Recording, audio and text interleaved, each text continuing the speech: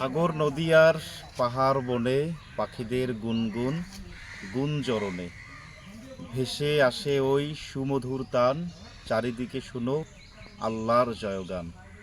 আল্লাহ মহান।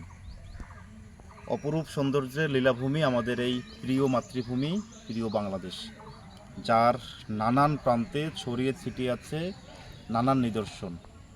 বর্তমান যে জায়গাটিতে আমরা দাঁড়িয়ে আছি তার উত্তর পাশেই মৃদু ছন্দতালে বয়ে যাচ্ছে ছোট নদীর পানি। নদীর নাম দেওনাই নদী। নদীর এই কুল ঘেঁষে যে জায়গাটিতে আছি সেই কুল ঘেঁষে রয়েছে অপরূপ সৌন্দর্যের এক বন, যাকে আপনি যেই জায়গাটিতে আসলে মুহূর্তের মধ্যে হারিয়ে যাবেন সৌন্দর্যের প্রেমে। চারদিকে অনেক নানান রকমের গাছগাছালি, সেই গাছের ডালে ডালে হরেক রকম পাখি কিচিরমিচির আওয়াজে মুখরিত করছে চারদিকটা।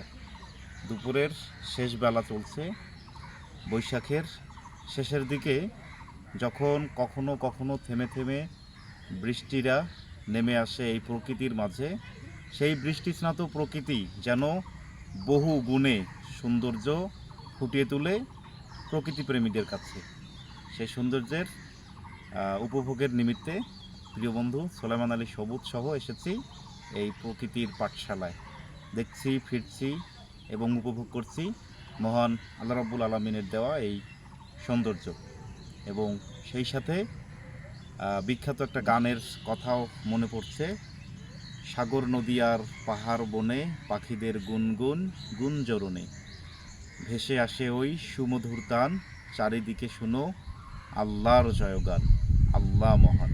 যারা ভিডিওটি দেখলেন সবাইকে আবারও ধন্যবাদ জানাচ্ছি।